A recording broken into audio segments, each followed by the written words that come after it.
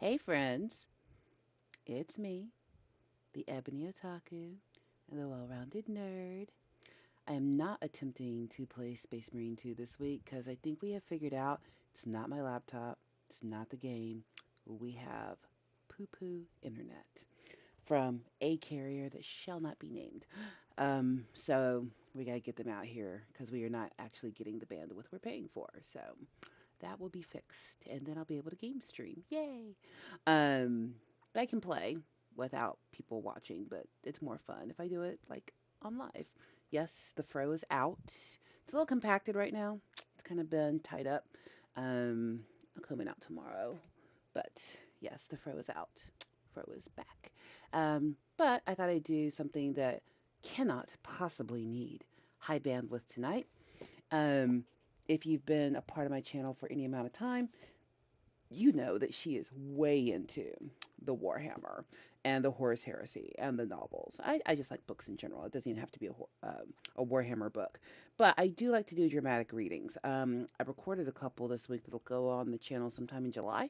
Um, but I thought, why not go back to where it all began? Okay, well, it began with me with Eisenhorn. But as far as like where it began, um, for me as far as getting into the Horus books, that would be the Horus Heresy. Let me see if my chat will work. Yeah, okay, there's chat. Awesome. Um, so I may or may not look up from the camera. So if you're watching this on the replay, if I do look up and interject because someone typed something and I noticed, sorry. I'm going to do my best to just read straight through. This is going to be what is called a cold reading, meaning I have not rehearsed it. A lot of times, if I'm going to do a reading on the channel, I will at least skim through to kind of get an idea of what the voices should be. Um, but this is a way to just express that theater kid creativity with something that I love.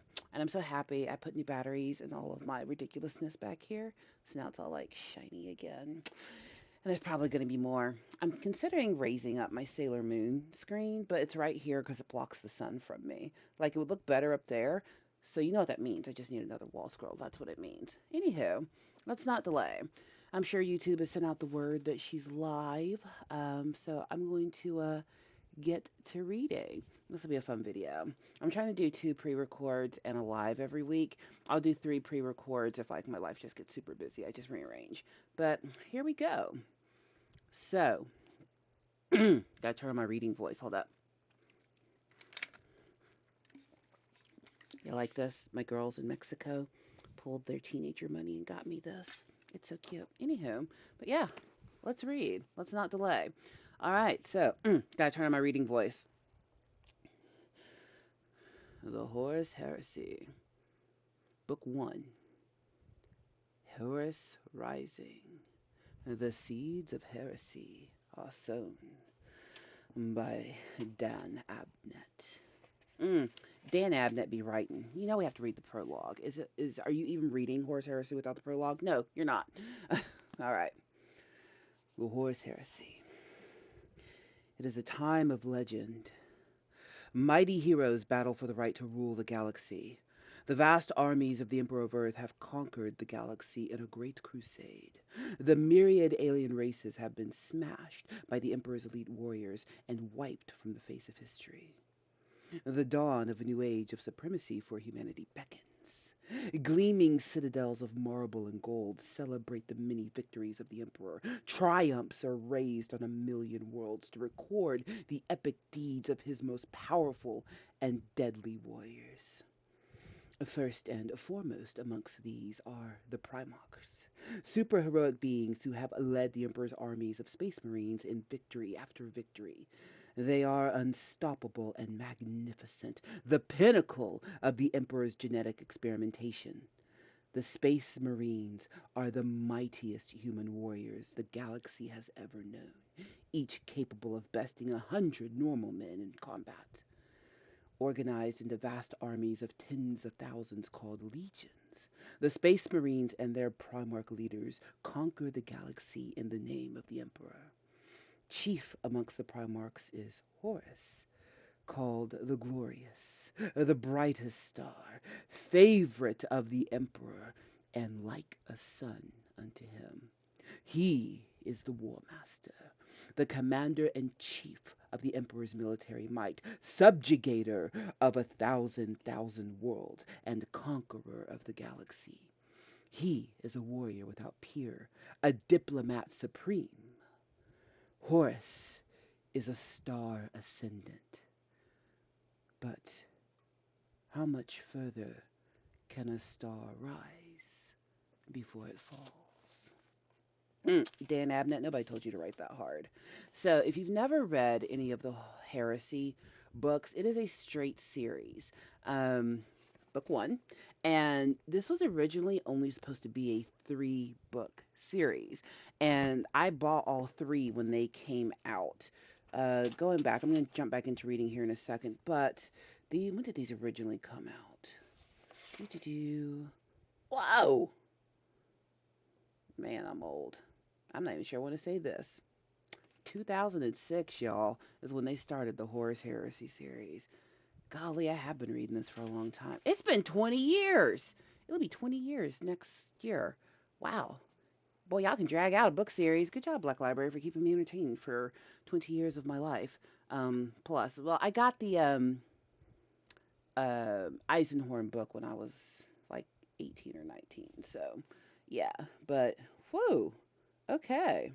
So, I feel like I'm safe to read this one or read from it because it is the first. They've made their money on this book, but there's always a new audience. But those of you who are new to Warhammer, I'm going to get back into reading in just a second. But those who are new to Warhammer, the tabletop game, if that is your entry, there is lore, so much lore behind the game. The 30,000 game, Warhammer 30K, the Horus Heresy, which is the game that I play primarily, that is all centered around what had happened when Horus betrayed the Emperor. So there's an Emperor on the throne of Earth, self-proclaimed. We'll talk about that another day. But there's a self-proclaimed emperor on the throne of Earth. He's the ruler of humanity. He is the longest-lived human that we know of. Like, as far as the world of Horus Heresy and 40K is concerned, and Warhammer and all that, he's somewhere out here right now, just living it up, doing emperor things. And so is John Grammaticus. Yeah, I like John Grammaticus. Come for me. But yeah, he's out there somewhere. They're out there being perpetuals. It's a good time. The Emperor has seen so much of what humanity can and cannot be, the mistakes we've made, that when we get to year 20,000, year 30,000, and he is establishing the Imperium of mankind, he has so many thousands of years of being human that he sets up a version of humanity and kingdom wise to make us as good as we can be, because his experience is that things like religion, politics, and all that destroy societies. So he sets up a regime of no religion. The politics are whatever I say. So we don't worship anything, you worship me, except Mars. Y'all make the bullets, so fine, Mars, do what you want. That's a whole other discussion for another day. But in the year 30,000, not all humans live on Earth. Earth has been reverted back to its original name, and that is Terra. So if you know anything about astronomy, like the sun, the moon, Earth have names just like, Jupiter, Saturn, and all those. We have a name too: Luna, Sol, and Terra. So Earth is reverted back to its original name in the year 30,000. But humans have scattered across the galaxy. Somehow God let us leave this planet in the year 20,000. I don't know why, because we would go out and destroy everything. Y'all, that's what we are. It's what we do. But yeah, so in the year 30,000, we're out there being humans everywhere else. And the Emperor wants to bring all of humanity back under the fold of being human, of being Terrans. But some of the humans are not quite human anymore because they've intermingled with some Xenos species or aliens. They'll say alien in the future, it's Xenos. So they've intermingled with Xenos, or they're so far separated from humans that there's something else now. Evolution has run its course. They've adapted to new planets. They're barely human anymore. So the Emperor, which there's more to it. I can't tell you the whole story, otherwise I'll never get back to reading. If you just join me, I just read the prologue. We're going to get back into reading. Just doing a little explanation for those who may be unfamiliar with the Horus Heresy. But the Emperor you know, literally decides he's judge, jury, and executioner, and he's going to decide who's human and who's not. So he creates several versions of the Space Marines before we get to what we have as Astartes in the 30,000 and the 40,000 lore. And he also creates his custodes. The custodes are basically his personal guard, and they're above Space Marines. Um, and so he sets out to conquer the galaxy. He also creates some genetic sons, which basically they're all offshoots of his personality. If you add all 20 Primarchs together, they equal the Emperor. Somehow, his 20 sons got scattered across the galaxy through the warp. The Emperor is like the wisest, smartest being. He has a big old laboratory under the Himalayan mountains, the Himalayas, that no one's supposed to be able to infiltrate, but somehow chaos got in and his boys got scattered as babies. And they got scattered across the universe. There are theories that was on purpose, there are theories that was an accident. I go with the on purpose theory because he wanted them to grow up amongst humans to learn how to rule and be human because that's what they're fighting for. But what Games Workshop and the Black Library were very clever with was because there are 20 different Primarchs and Legions, that's 20 different archetypes of a person. So most of us get kind of attached to the Legion. So if you come into it via the game and not the lore, those 20 legions that you're looking at, well, 18, there's two that we don't speak of, but they're really left open so you can create your own army. It's so that, hey, oh, me, I rocks with Rabute. I rocks with the Lion. I understand Fulgrim. Everyone can find that Primarch and Legion. So that was like super clever on their part. But the Emperor goes about the galaxy collecting his sons, and the first son he finds is Horus. Horus out being mighty, and we're gonna read. We'll see how long Black Library lets me get away with reading the whole book online. I'm not gonna read the whole book tonight. I'll read for about 30 minutes to an hour. Um, but him and Horus, he gives Horus his legion, and him and Horus are just out kicking butt, taking names across the galaxy. That is just what they're doing, is father and son. And then they start discovering the rest of the Primarchs. But Horus was number one to be found, so he's the favorite. And eventually the Emperor's like, I gotta go back to Earth and do Emperor things. Horus, you're in charge of all your brothers and all these armies. Deuces. He jets back to Terra, and all of his brothers are like, we love Horus. Horus is great until he wasn't. So that's how the Horus heresy, the 30,000 world. 40,000 is 10,000 years after the Horus heresy. So if you play in the 40,000 universe, or if you've heard about that, that is, hey, 10,000 years have passed, the war has happened, the emperor is a psychic skeleton sitting on a golden throne being kept alive by the sacrifice of people with psychic powers throughout the galaxy, tens of thousands every day. There are so many people in the future. Like there are so many people that people are just a commodity like coal in the future. You do not want to be alive in the year 40,000 because you mean nothing. Um, but what the Horus Heresy does is the build up to how we got to 40K. And in the 40K lore right now, it's really exciting because there's been kind of, when we went through the 20 years of these Horus Heresy books, we learned what happened to each of the Primarchs. Now some of the Primarchs are coming back. So it's kind of really exciting. So that's just a little background before I get into reading. So we'll see if anybody joins to listen. Sometimes people love a live reading, sometimes they don't. I'll get back into playing video games on the channel once we get our internet repaired and it actually does what it's supposed to do. So, our main Primarchs for this reading, well, for the book here, Dramatis Personae. Can I say how much I appreciate them using like Latin words in this? This is getting on my nerves because it's on my neck and it's not supposed to be. There we go. Because just, I don't know, there's just something about old language that just appeals to my inner snob. But our main Primarch is Horus. He's the first Primarch and War Master Commander-in-Chief of the Luna Wolves. That's his legion, initially. And then there's Rogel Dorn. He's over the Imperial Fist. And Sanguinius, Primarch of the Blood Angels. He's also called the Most Beautiful because of them wings. So names you really are going to want to remember are Ezekiel Abaddon, Tarek Tergaddon, Horus Aximon, and Garviel Loken. Those are very important names in the Horus lore. These four are basically his trusted advisors in a group called the Morninval. Their story stretches into the year 40,000. It's actually kind of cool. So if you really get into this lore, it's a lot. Am I going to read you all these Dramatis Personae? Sure ain't. It's 2 pages. But I gave you all the intro. I read the prologue. Let's get into it. Reading voice.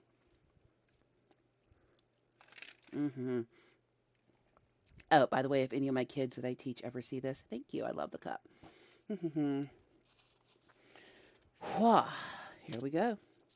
Oh, by the way, this is a cold reading. I said that at the beginning of the video, but I just want to remind you, if you just jumped in, cold reading. Have not practiced this. Part 1. The Deceived. I was there the day Horus slew the Emperor. Myths grow like crystals, according to their own recurrent pattern, but there must be a suitable core to start their growth, attributed to the remembrancer Colster. The difference between gods and demons largely depends on where one is standing at the time. The Primarch Lorgar. The new light of science shines more brightly than the old light of sorcery. Why then do we not seem to see as far? The Sumatran philosopher Shalom. All right, y'all, they got some words in these books. So if I mispronounce anything, we're just going to pretend that didn't happen, right? Okay? Be kind to her. She's making sure she can use the light. This is not the best profile. We don't need the light that bad. All right. Chapter 1. Blood from misunderstanding. Our brethren in ignorance. And the Emperor dies. I was there, he would say afterwards, until afterwards became a time quite devoid of laughter. I was there the day Horus slew the Emperor. It was a delicious conceit, and his comrades would chuckle at the sheer treason of it. The story was a good one, and Torgadden would usually be the one to cajole him into telling it, for Torgadden was the joker, a man of a mighty laughter and idiot tricks. And Loken would tell it again, a tale rehearsed through so many retellings, it almost told itself. Loken was always careful to make sure his audience properly understood the irony in his story. It was likely that he felt some shame about his complicity in the matter itself, for it was a case of blood spilled from its misunderstanding. There was a great tragedy implicit in the tale of the Emperor's murder, a tragedy that Loken always wanted his listeners to appreciate. But the death of Sejanus was usually all that fixed their attentions. That and the punchline. It had been, as far as the warp-dilated horror logs could attest, the 203rd year of the Great Crusade. Loken always set his story in its proper time and place. The commander had been War Master for about a year, since the triumphant conclusion of the Ulanor campaign, and he was anxious to prove his newfound status, particularly in the eyes of his brothers. War Master. Such a title. The fit was still new and unnatural, not yet worn in. It was a strange time to be abroad amongst the stars, and they had been doing what they had been doing for 2 centuries. But now it felt unfamiliar. It was a start of things, and an ending, too. The ships of the 63rd expedition came upon the Imperium by chance. A sudden etheric storm, later declared providential by Malagurst, forced the route alteration, and they translated into the edges of a system comprising 9 worlds. 9 worlds circling a yellow sun. Detecting the shoal of rugged expedition warships on a station at the out-system edges, the Emperor first demanded to know their occupation and agenda. Then, he painstakingly corrected what he saw as the multifarious errors in their response. Then, he he demanded fealty. He explained, the emperor of mankind. He had stoically shepherded his people through the miserable epoch of warp storms, through the age of strife, staunchly maintaining the rule and law of man. This had been expected of him, he declared. He had kept the flame of human culture alight through the aching isolation of old night. He had sustained this a previous, a vital fragment and kept it intact until such a time as the scattered diaspora of humanity reestablished contact. He rejoiced that such a time was now at hand. His soul leapt to see the orphan ships returning to the heart of the Imperium. Everything was ready and waiting. Everything had been preserved. The orphans would be embraced to his bosom, and the great scheme of rebuilding would begin, and the Imperium of mankind would stretch itself out across the stars, as was its birthright. As soon as they showed him proper fealty as Emperor of mankind, the commander, quite entertained by all the accounts, sent Hastur Sejanus to meet with the emperor and deliver a greeting. Sejanus was the commander's favorite, not as proud or irascible as Abaddon, nor as ruthless as Sidire, nor even as solid and venerable as Iacton Cruz. Sejanus was the perfect captain, tempered evenly in all respects, a warrior and a diplomat in equal measure. Sejanus's martial record, second only to Abaddon's, was easily forgotten when in the company of the man himself. A beautiful man, Loken would say, building his tale, a beautiful man adored by all. No finer figure in Mark IV plate than Hastur Sejanus. That he is remembered and his deeds celebrated, even here amongst us, speaks of Sejanus's qualities, the noblest hero of the Great Crusade. That was how Loken would describe him to the eager listeners. In future times, he will be recalled with such fondness that men will name their sons after him. Sejanus, with a squad of his finest warriors from the 4th Company, traveled in system in gilded barge and was received for an audience by the emperor himself at his palace on the 3rd planet, and killed, murdered, hacked down on the onyx floor of the palace even as he stood before the emperor's golden throne. Sejanus and his glorious god, Deimos, Malsandar, Gorthoi, and the rest, all slaughtered by the emperor's elite guard, the so-called Invisibles. Apparently, Sejanus had not offered correct fealty. Indelicately, he suggested there might actually be another emperor. The commander's grief was absolute. He had loved Sejanus like a son. They had warred by side to an effect compliance on 100 worlds. But the commander, always sanguine and wise in such matters, told his signalmen to offer the emperor another chance. The commander detested resorting to war and always sought alternative paths from violence where such were workable. And this was a mistake, he reasoned. A terrible, terrible mistake.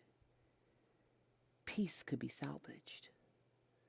This emperor could be made to understand. It was about then Loken liked to add that a suggestion of quote marks began to appear around the emperor's name.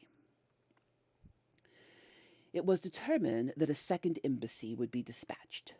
Malagurst volunteered at once. The commander agreed, but ordered the spear tip forward into assault range. The intent was clear. One hand extended open in peace, the other held ready as a fist. If the second embassy failed or was similarly met with violence, then the first would already be in position to strike. That somber day, Loken said, the honor of the spear tip had fallen by the customary drawing of lots to the strength of Abaddon, Torgaddon, little Horus Aximond, and Loken himself. At the order, battle musters began. The ships of the spear tip slipped forward, running their under obscurement. On board, stormboards were hauled onto their launch carriages. Weapons were issued and certified. Oaths of moment were sworn in witness. Armor was machined into place around the anointed bodies of the chosen. In silence, tensed and ready to be unleashed, the spear tip watched as the shuttle convoy, bearing Malagurst and his envoys, arched down towards the third planet. Surface batteries smashed them out of the heavens as burning scads of debris from Malagos' flotilla. It billowed away into the atmosphere. The Emperor's fleet elements rose up out of the ocean, out of the high cloud, out of the gravity wells of nearby moons. 600 warships began to fire upon Abaddon. Abaddon broke obscurement and made a final personal plea to the Emperor, beseeching him to see sense. The warships began to fire upon Abaddon's spear tip. My commander, Abaddon relayed to the heart of his waiting fleet. There is no dealing here. This fooler impostor will not listen.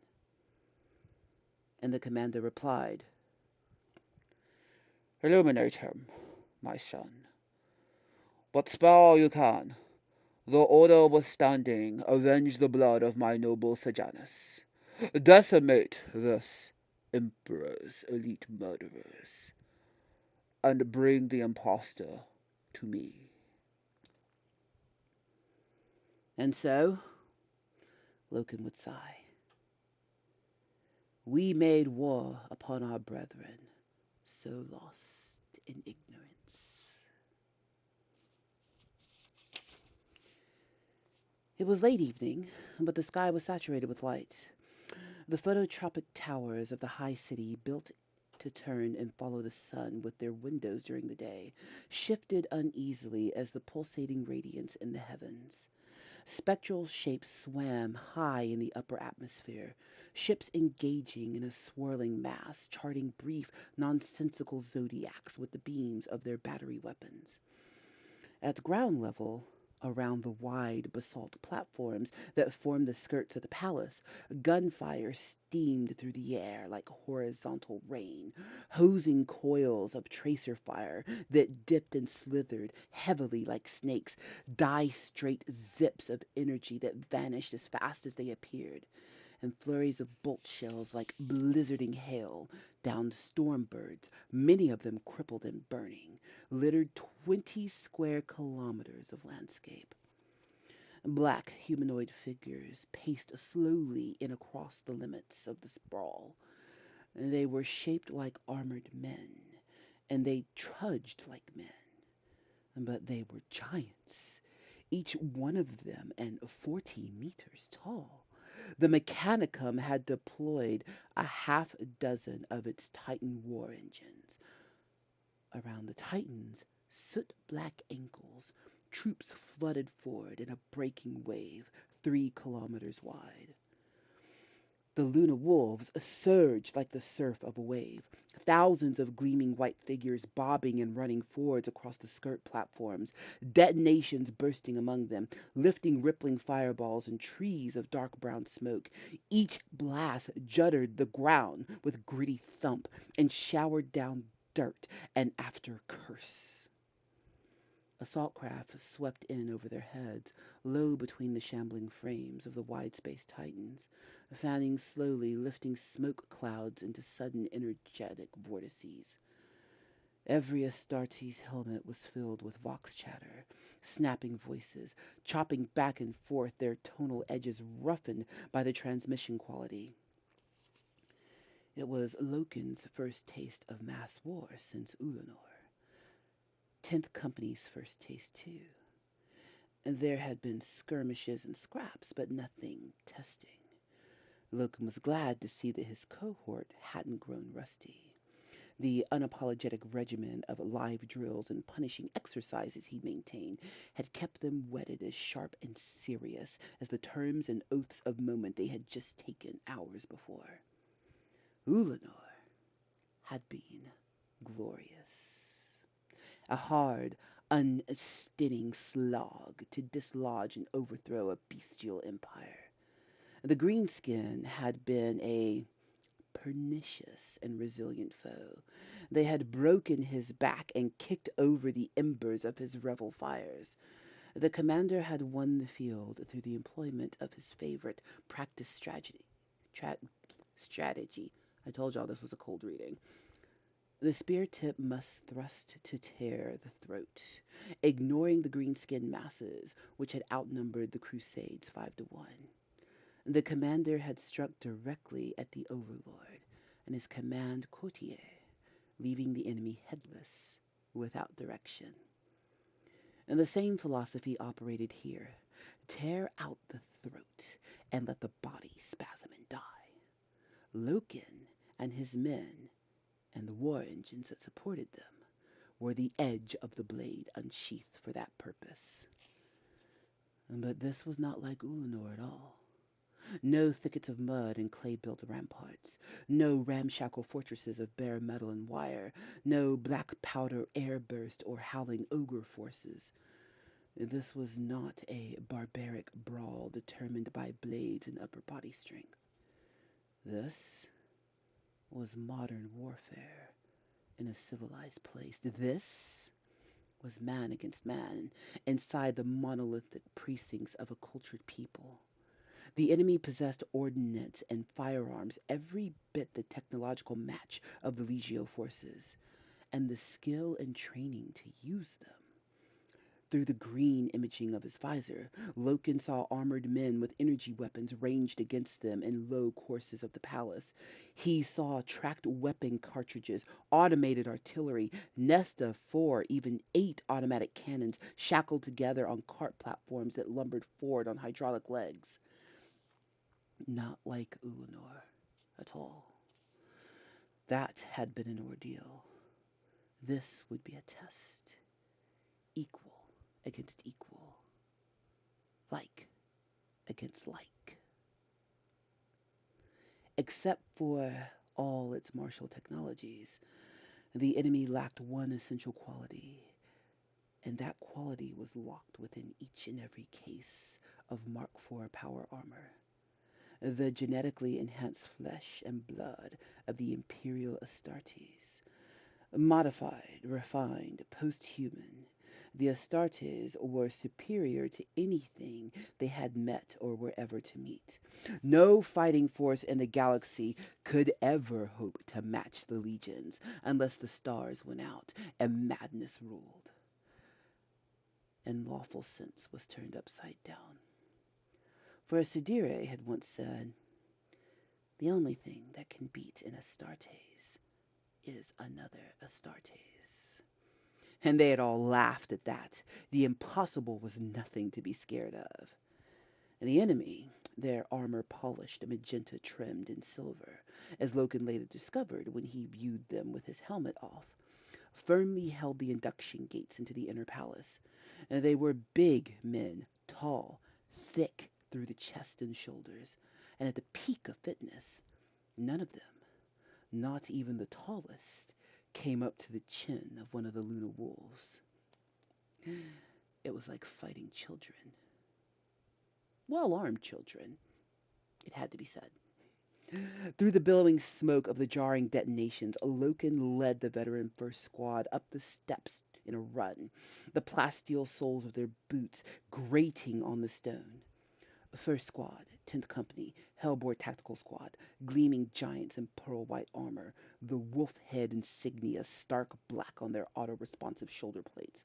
Crossfire zigzagged around them from the defended gates ahead. The night air shimmered with the heat of distortion. Some kind of upright automated mortar was casting a sluggish, flaccid steam of fat munition charges over their heads. Kill it. Loken heard Brother Sergeant Jubal instruct over the link. Jubal's order was given in the Cut Argot of Cathonia, their derivative world language that the Luna Wolves had preserved as their battle tongue. The battle brother carrying the squad's plasma cannon obeyed without hesitation.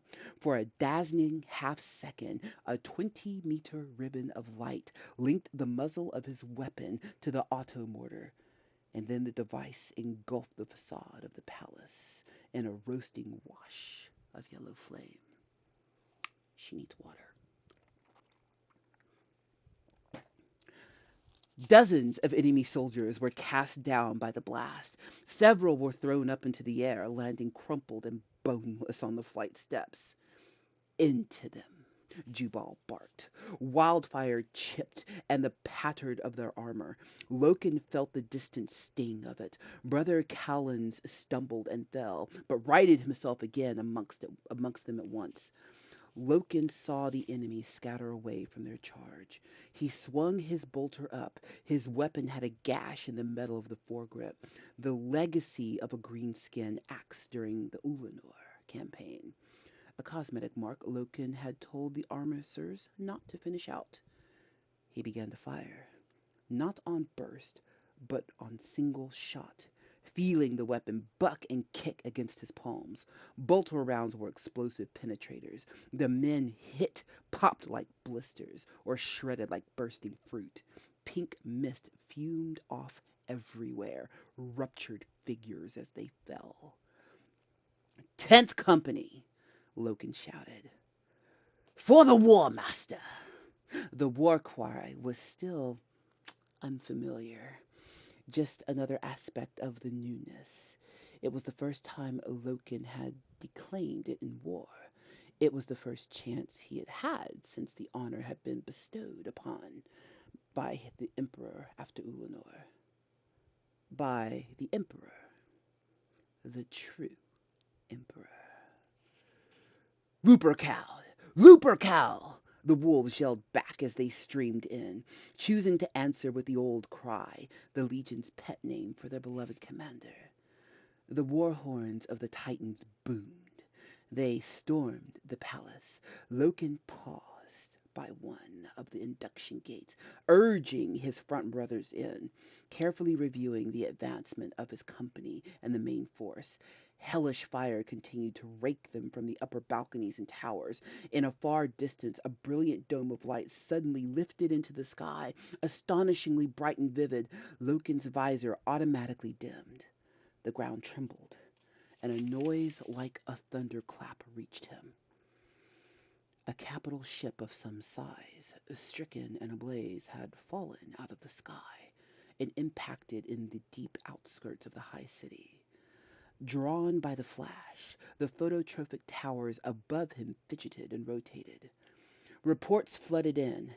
Aximon's force, the 5th Company, had secured the Regency and pavilions in the ornamental lakes of the West High City. Tergaden's men were driving up in the lower town, slaying the armors sent to block them. Loken looked east. 3 kilometers away across the flat plain of the basalt platforms, across the tide of charging men and striding titans and stitching fire. Abaddon's company, 1st Company, was crossing the bulwarks into the far flank of the palace. Loken magnified his view, resolving hundreds of white-armored figures pouring through the smoke and chop fire. The front of them, the dark figures of the 1st Company's foremost Terminator squad. The Gestarin. They wore polished black armor, dark as night, as if they belonged to some other Black Legion. Loken, to the first, he sent. 10th has entry. There was a pause, a brief distort, then Abaddon's voice answered. Loken, Loken, are you trying to shame me with your diligence? Not for a moment, First Captain, replied Loken. There was a strict hierarchy of respect within the Legion, and though he was a senior officer, Loken regarded the peerless First Captain with awe. All of the Mordenval, in fact, though Torgadon had always favored Loken with the genuine shows of friendship. Now, Sejanus was gone, Loken thought. The aspect of the Mordenval would soon change. I am playing with you, Loken. Abaddon sent his voice so deep that some vowel sounds were blurred by the fox. I'll meet you at the feet of this false emperor. First one that gets there gets to illuminate him. Loken fought back a smile. Ezekiel Abaddon had seldom supported with him before. He felt blessed, elevated, to be chosen as a man, but to be within the favored elite. That was every captain's dream. Reloading, Loken entered the palace through the induction gate, stepping over the tangled corpses of the enemy dead.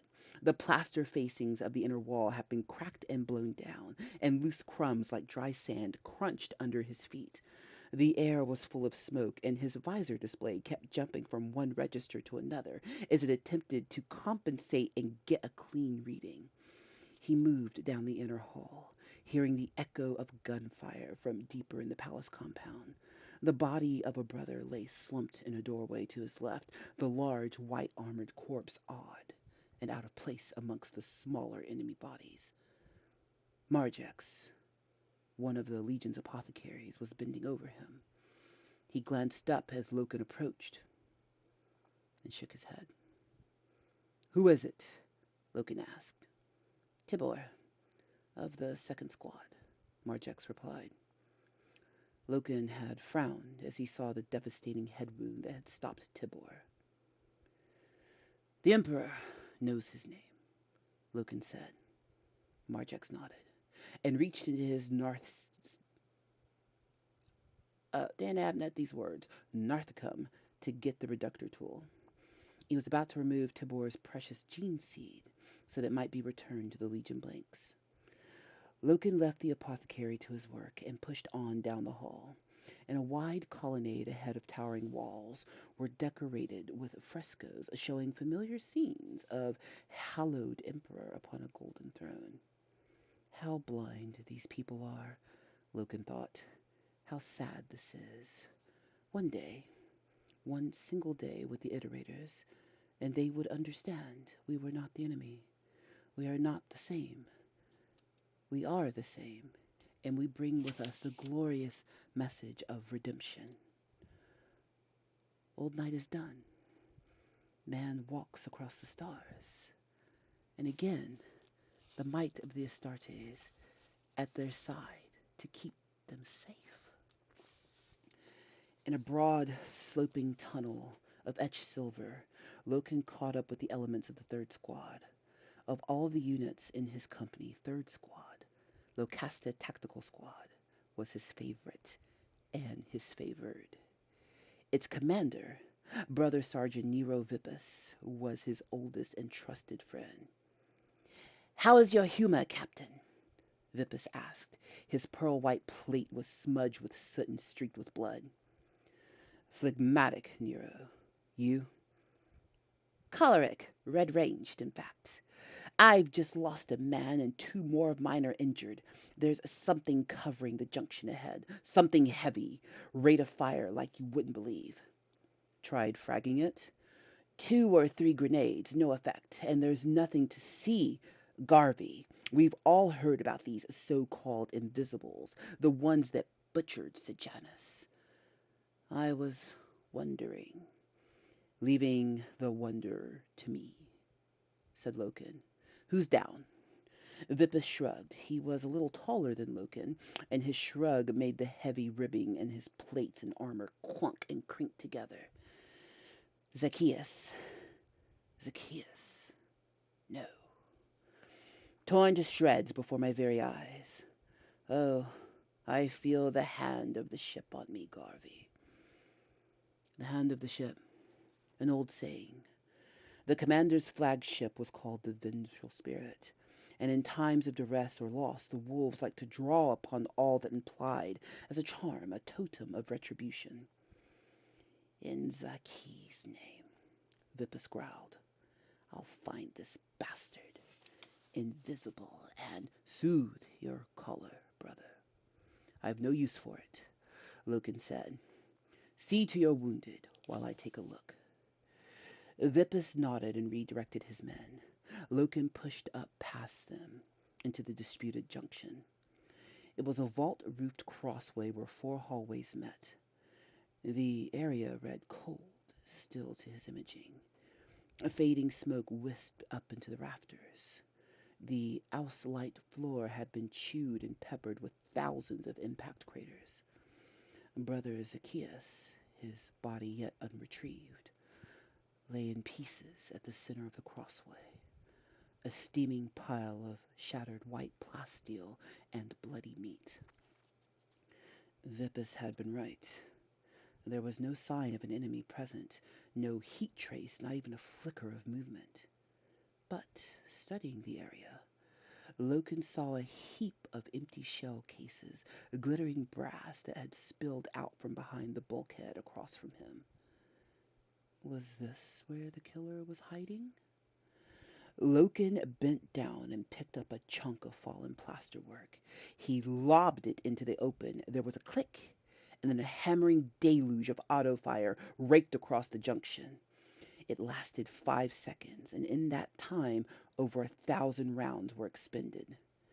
Loken saw the fuming shell cases spitting out from behind the bulkhead as they were ejected.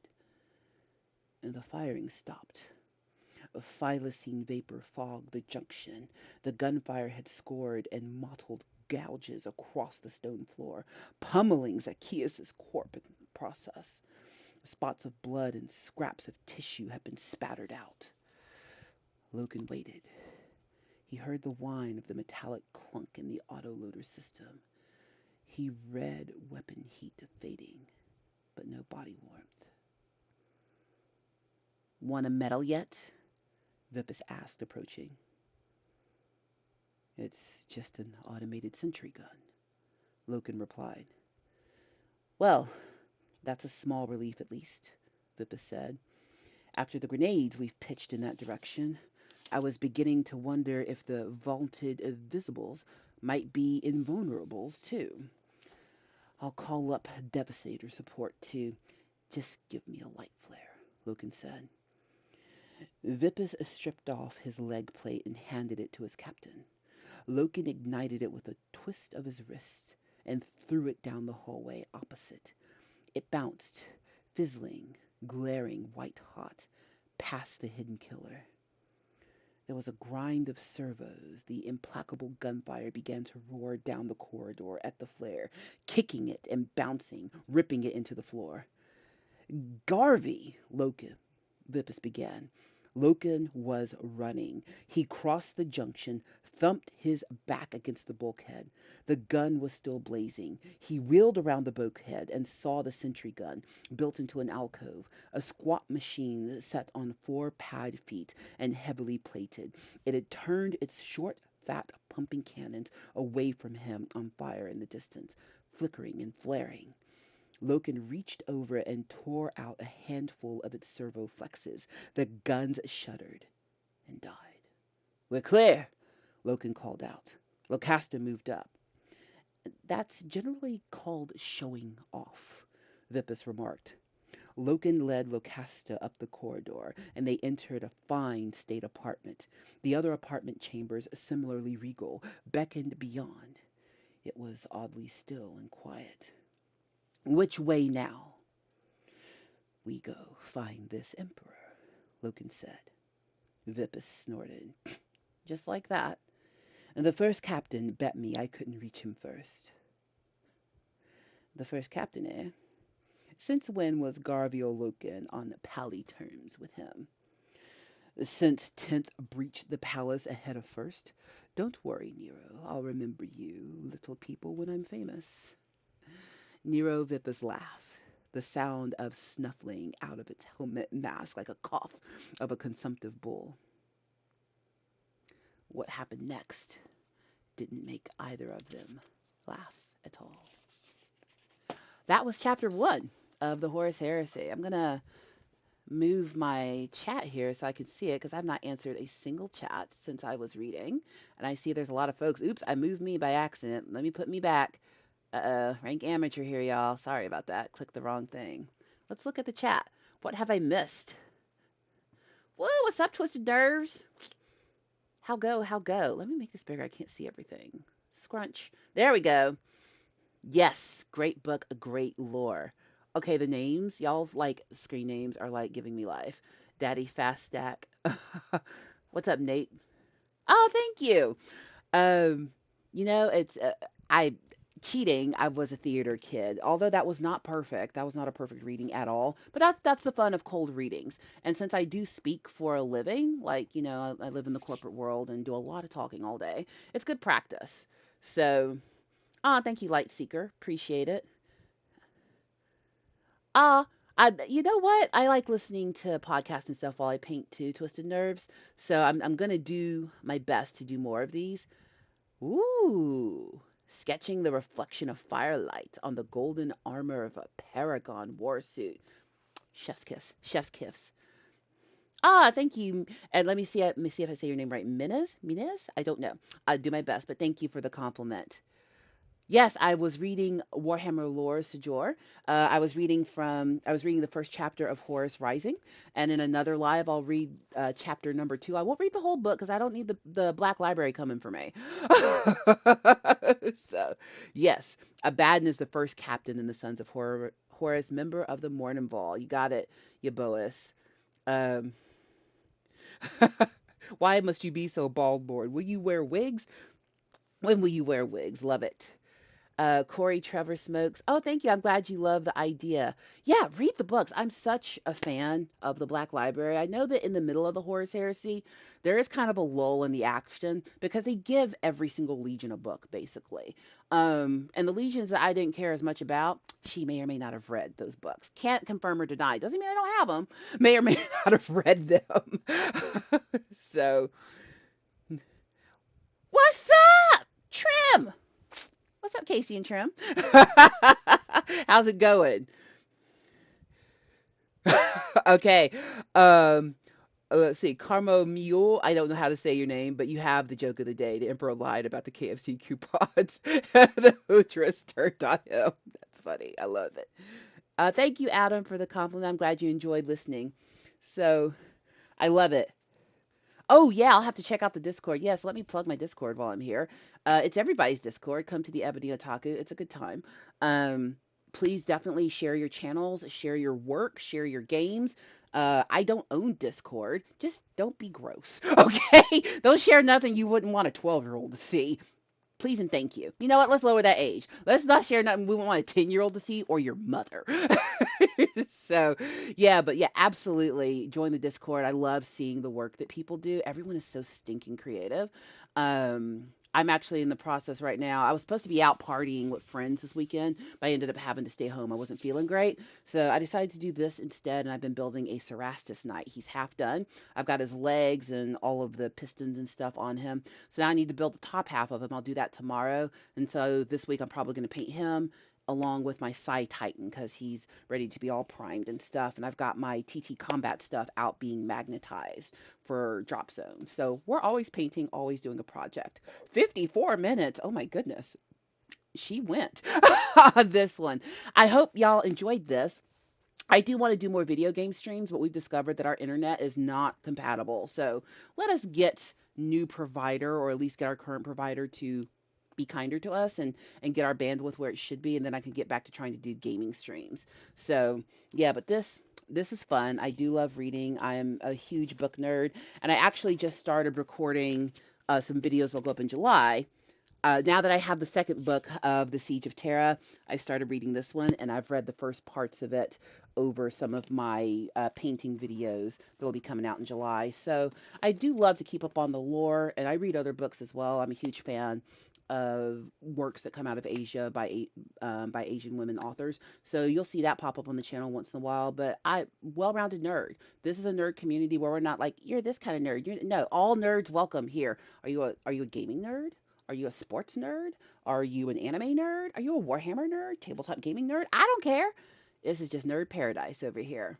Well, I have been on this YouTube for an hour, and I think I'm going to go over into my husband's office and repair my Titan. I was going to do that as a live, but I kind of need to concentrate, so I think I will just record while I'm repairing it, and then I'll do a reading over it later. But for all of you who joined, thank you so much. The memberships. Um, oh, awesome! I appreciate it. I know, Casey. Yeah. Ha ha ha ha. Welcome to my channel. I'd be out here doing the most. But memberships are open on the channel. I'm going to start posting member content next week. I do want to I wouldn't join just yet because I need to get like the badges and stuff done. I want to have the member stuff there before members join. But the purpose of the member videos is going to be communication skills for nerds. Everything from showing up as your best in the workplace, dating stuff, all that kind of stuff. Because I literally am a communications expert. And this would be a good way to use my degree to help others. The reason I'm putting that behind the paywall, and that's all that will be behind the paywall, is because, when things are 100% free, they're not always as valuable to people. And this is coming from someone who teaches a free Taekwondo class. You'd think more people would be committed. Meh. They show up, they don't, and they take it serious, they don't, it's fine. Maybe one day I'll charge. But that was some advice my Taekwondo instructor gave me while we were in Mexico. He said, everything can't be 100% free because people don't always take supreme value from it. But I want to, use my platform for good. So y'all are a fantastic community, a fantastic group of people. Some of y'all I know in real life. I'm not in hiding. Just don't make YouTube weird. All right. YouTube's fun right now. Don't make it weird. All right. Well, I'm gonna go because I got stuff to do. Please